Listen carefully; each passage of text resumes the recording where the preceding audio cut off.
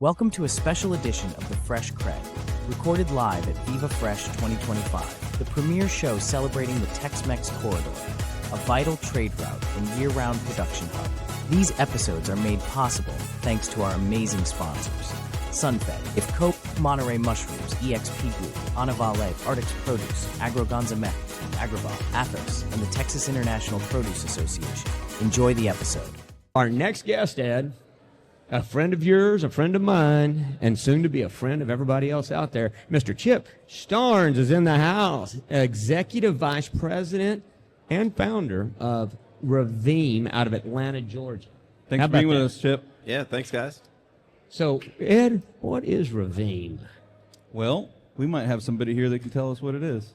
Chip, why don't you tell us a little bit about what you founded, what you did, and how in the hell, what brings you here to our How you do the voodoo that you do. Yes, sir. All right. Well, let's see. 2009, founded the company, and big need for replacement of methyl bromide and other, treatment options for phytosanitary, like hot water treatment, and wanted to be able to, preserve the quality of the produce at the same time. So, nuclear engineering background, put a company together, got a $2 million grant from the state of Texas, their Emerging Technology Fund, and started to look at property down in McAllen. Seemed that was a great place to put it, our first facility, and got this whole thing started. So the technology is called electronic cold pasteurization, taking electricity off the grid, running it through a machine called electron accelerator that we manufacture. And it's basically, the produce in its final packaging going through this beam of electricity, and it, will do the phytosanitary treatment for the fruit fly larva, or even do pathogen control like Salmonella, E. coli, and we get a great side benefit of significant shelf life extension. So take strawberries, for example, they'll go 2 to 3 weeks longer with no mold. Wow. You know why they go longer, Ed? I don't. Well, those pathogens that's on your fruit, right? Nature put those there for a reason. Those fruit technically should be going away, and those seeds that are there with the fruit go in the ground to grow another plant. I knew that. Right? So, well, when he kills all the pathogens, that's how good the technology is. It takes out all that stuff that nature intentionally put on there and cleans it up. And because it's so clean, that fruit lasts longer because it's no longer got those pathogens breaking it down. Wow. That's awesome. I've actually been to the facility. Have you been? I have been there, sir. Oh, okay. I was there. I was going to catch you. I was there before it was even opened. Yeah, it's super impressive. I mean, I'm not going to invite people for you, but I'm sure you wouldn't mind having. Yeah, anybody obviously that's here, So or here's the podcast, you can reach out and come down and come kick down. the tires. Yeah, So- you can eat off the floor. It's so clean. yeah. So seriously, the technology is crazy. It's crazy impressive, right? What they're able to do with this, and what I think, from an industry changing technology, I think it literally what Chip's got is industry changing for a couple of reasons. One, I mean, you think about it, it's not just the fact that they get extra fruit and shelf life, but food safety is a massive issue across a lot of different platforms, right, Chip? Right, I mean, yeah, there's things that you guys, and we'll talk a little bit about what you're doing, but at the end of the day, I mean, and I know you don't promote this or think about it, but you're literally going to save somebody's life. Right. Right. There's somebody's life that will be saved because of this technology. And I don't know. I mean, so they always say, if you save one life, it's worth it, right? Yeah. And Chip has been grinding away at this for 15 plus years. Correct. Yeah. That's why I'm gray now. and receding hairline. Chip, you still look pretty damn good. You still have another project in you. Yeah. Look at my gray hair. You're not even close to gray, brother. This is what gray looks like. Yeah. So I mistakenly, I think, referred to it when I explained, because I have explained not only the process, but, the work that y'all are doing. And I can't keep from explaining it as a type of irradiation, but it is not, correct? I mean, can you explain, you're right. Is It's a it type irradiation? of radiation. Yeah, it's one of Because the I three think of ways. irradiation as only like in the traditional. Like a gamma source. Yeah. So we're using electricity, again off the grid. So it's a clean green. There's no nuclear material, nothing like that. And we actually make these electron accelerators ourselves. We design it. and manufacture them. So the nice thing is, when I founded the company, I didn't want to have to rely on, China, Korea, that would make machines like this. And we've got 8 patents around the technology, so we could do inline systems, let's say at a distribution center for a retailer, for food service, think of, like a Cisco US Foods, that sort of thing. And then we know how to integrate, taking a complex software system, with our accelerators, with a material handling technology. So in McAllen, for example, we have over a mile worth of material handling system. And how do you get everything to talk to each other and all the different, case sizes of the product and the fruit, and at the same time, you don't want to damage them. And obviously you guys know that, from your companies that you work with. And so, there's a lot of engineering, a lot of physics in the background, and we've been blessed to be able to, hire great people, really smart people to put all this together, make a business. And it's exactly what you guys said, that if you can protect the U.S. food supply, but at the same time get food further to people that's, wholesome and fresh, I mean, that everybody wins. Yeah, it's game changer for sure. What you're doing now. Just so everybody knows, that's listening, you've got 100,000 square foot warehouse in South Texas, right? And that's up and running. You're doing what are you doing through that facility currently? Yeah, mainly the tropicals, papayas, mangoes, guavas, lychee, things like that. A lot of the tropical, exotic type of products. Yeah. Yeah. And seen great success with all that you've done, right? Yeah, the one of the great success stories out of this for U.S. exports, which obviously USDA and our government and everybody wants, is last year we started this for the first time to treat U.S. peaches that were getting exported into Mexico. The program is so successful that this year it looks like we'll triple our volume. So now instead of just coming out of South Carolina, now Georgia peaches will then go. So that season's about to start up here soon. And putting together some great programs for some of the retailers with food safety, just to ensure that, anything that's out there, like you said, by nature, but that anybody can, eat this wholesome fruit, whether it's a young child or an elderly person, or maybe somebody, that's going through, a cancer treatment or something like that with a suppressed immune system. I mean, you want to make sure this stuff is good for you and doesn't have anything that's tainted on it, right? 100%. You mentioned inline systems. Is this something that you foresee having the ability to be mobile? Yeah, we the other good thing for this year is last year we picked up an $8 million DARPA grant from Department of Defense to design a compact electron accelerator system that would be mobile to go get drop shipped anywhere in the world to treat our military's food for bioterrorism prevention. We're going to have that prototype we think ready this July. So it'll actually go to University of Texas in Austin at their nuclear engineering testing lab.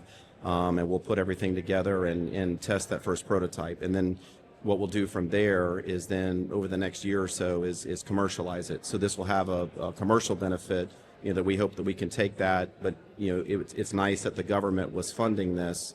As you guys know, I mean, we've been so busy, head down focused on McAllen. And obviously we got this Port Miami deal that we did. But it's nice that we had some funds, to get this technology, because everybody asked about, can you do a mobile unit? That's awesome. Well, I mean, you kind of glazed over or glanced over Miami. Yeah. So as far as brick and mortar facilities, McAllen now. Yeah. Tell us about Miami. Yeah. So the Miami deal, we worked on it for about 2.5 years. It was a RFP process through Miami-Dade County and the Port of Miami. Also with they were looking for. They were looking for something. Yeah. When you say RFP, that means they put it out to bid. Yeah. For those that don't know. Yeah. Okay. So it was a federal grant from Department of Transportation for maritime port infrastructure improvements to do a cold storage facility combined with a phytosanitary treatment center. They did not want methyl bromide. So kind of going back to why I founded the company in the first place. And so started going down there, and when they would have meetings of just trying to bring technologies in, and just the interest grew and grew, and then they did the RFP process, and we teamed up with a great partner called the Mandich Group down there in Miami, which was awesome. And so they're going to be our cold storage partner, and great company to work with. So we're super excited, and went through that whole process. We're accepted, so we were the only awardee for that. So there's a $42 million grant tied to it, and then we have to raise the capital above it. But right now, it looks like it's going to be a pretty large 270,000 square foot refrigerated facility, and we'll take probably 70 or 80,000 for our ECP system. Well, that's got to be exciting. Yeah. So you moving to Miami? I'm moving to Houston, so That's that's the I'll do- that's the I'll do- opposite direction, right? You Right, know, right. I mean, we'll go over your Yeah. educational background here in a minute, but I know you're smarter than that. You moving to Houston instead of Miami? You're going the different, opposite direction. I'm from here. He's from here. Okay. Yeah. Well, then that I'm a makes sense. Texan. We're glad to have you. Yeah. Just got to get back. I was kind of curious too, as he'll move to Houston as well. When he Yeah. told me that, I was like, "What?" He's like, "Well, I'm from there." It's like, okay, I guess I can kind of understand that. Yeah. But, no, Miami. Yeah, but Miami's got its drawbacks. Yeah. I'm sure. Sunny, I'm sure. warm. I'm sure there's something there. The hurricanes. Oh, yeah. Well, Oh, that's right. They don't have those here. Yeah. I do like to scuba dive, so the Miami thing does, that does perk my interest. And that's the other thing. We skipped over that. My God, Chip. This guy's like an expert scuba diver. He's been to the center of the freaking earth. No, you're not one of those hollow earthers, are you? Is there such a thing as a hollow earther? Yeah, there is. I don't know. No, I'll- I'm not. I I'm won't not give on you that. any But ideas. no. But Chip is like this guy's in the Navy. This guy is like his career. I mean, it's like Well, I want to get into we're that. in the presence of greatness. I just know want it. you to be aware. I know of it. that. I mean, I'm basically. nuclear freaking engineer. He's got this technology. Intellectually, that's gonna save I'm people's a lives, monkey and compared he's to this done a guy. great job. But I do want to. I just want to ask one more question before we get into Chip's background a little bit more, because I honestly do think it's interesting, and I hate to admit it. You hate to admit his background's interesting. Customer feedback, like what's your you've talked about all the bells and whistles Yeah. for sure, but I mean it really boils down to both at the retail level and I don't know if you've gotten to actually get to the consumer level, but any customer feedback you could share. I mean, we all think it's great, and Yeah. we're kind of produce nerds. Yeah. But what kind of feedback have you gotten? Everything's super positive. People can't believe the quality, of the produce, right? So things like anthracnose, surface fungus, on like a papaya, mango, that, it won't spread. A lot better than these hot water treated, mangoes where they're, effectively cooking the fruit, which you guys know that, produce doesn't like. Changes the flavor. Yeah, I mean, it's totally. not only is it, like I say, damaging the fruit itself, reduce the shelf life. Right. But at the end of the day, if you have a mango that you get in the tropics, right, it's completely different than what you eat here. Yeah, totally. Yeah, and so I think it's just changing, the perception of everybody and where they're getting their food from, and just like what Craig said, you can get something where if you were in some Caribbean island and you can go pick it up in the grocery store in Atlanta, but because of this technology. So we've had overwhelming responses, super positive. This is now getting over into the restaurant world. For restaurant chains that are looking at this of how they can, utilize the technology. Right now we just hired a PhD food scientist that's leading a lot of our testing, and we're going out now to third-party testing companies as well to partner and then, publish papers that, for research that people can say, hey, look, this electronic cold pasteurization, that there's something here, that's going to be awesome, for just society in general, right? So. Well, you don't have to tip your hand, if you will, but I'm assuming there's future plans even beyond Miami, right? That's what you're willing to share with us today. Yeah, well, here's a funny one. I don't even know if I told you guys this. So I've been asked to lead a delegation, don't laugh, in the country of Fiji by the International Atomic Energy Association. And so, go work with the Fiji government for a week and figure out, how they can use this technology to help their country, right? And this will be the first, I think, of many like that. So a lot of people are like, oh my gosh, you get to go to Fiji. And I'm just thinking, and you guys know my workload and how much I travel. I was just thinking about how much free time you Why don't you must take on have. another Yeah, project? exactly. Right. You're Yeah. crazy. I mean, it's zero. great. Yeah. Right? So even though it sounds glamorous, but There goes. so technically- we were going to ask him to be on the board of the Fresh CrEd. Yeah. But I'm thinking he's going to probably have to decline. He may have to decline, but I'm thinking at the same time, his wife's moving to Houston, Yeah. not Chip. Chip is going to be all over. He's He's his home airport. he's Pitbull. Yeah, He's Mr. Worldwide. Mr. Worldwide. Right. You're going to have to shave your head. yeah, there. yeah. So maybe we might have to do a Fresh CrEd in Fiji. Oh my you guys God! could just come, That You might know? be able Sign to- us up. right? that we can and do. we could do it in flip flops. Flip flops Bathing and suits. and introduce the technology down there. That's a great Bad idea. mental picture. Which part? The bathing suits. Bathing suits, yeah. Speedos. Your background. You did not. What was the? See, I might even fudge this, but I was going to say, what was the Newtonian moment? Because I know you didn't. Newtonian moment. Well, right? Yeah, yeah. Look at you, though. I'm just impressed. When did you know you wanted to do what you did, and how did you get there? Yeah. From an education standpoint first. Yeah, so nuclear radiological engineer by degree from Georgia Tech, and I had studied poultry irradiation using X-rays for my senior design project, and was really fascinated by it. Right, we could pick different projects. That's the one I picked, and so knew a lot about it. Went off, into the corporate world and ran diagnostic imaging centers for medical. So that kind of gave me that the cancer stuff in the background of how these machines worked and that sort of thing. And then I worked for Southern Company, a big nuclear utility, managing their refueling operations. But the medical company gave me kind of that entrepreneurial P&L leadership there. Managing 5 centers and in Charlotte, North Carolina, and had an opportunity to come into a company in kind of the young stages, and came in there, and they have a Homeland Security application, and so that we had some intellectual property with these patents that we had, and I asked if I could start another company around this food, treatment. And we were seeing the worldwide phase out of the toxic gas methyl bromide, and I saw an opportunity there. And then somebody had called me from my home state of Texas saying, hey, man, there's this, fund going on. Governor Rick Perry at the time was trying to lure high-tech companies into the state of Texas, and it was called the Emerging Technology Fund. And I applied and got a $2 million grant, and that was really the seed capital. So the next thing you know, I'm going on a road show. We're trying to figure out investment bankers and all this, and so I think for me, being in the Navy, I guess I left that little part out. Running nuclear reactors on nuclear submarines. Been to 13 countries. I was also a Navy diver, so dive officer for subs, and dove all over the world, and obviously everything between on the nuclear side and diving was very procedural.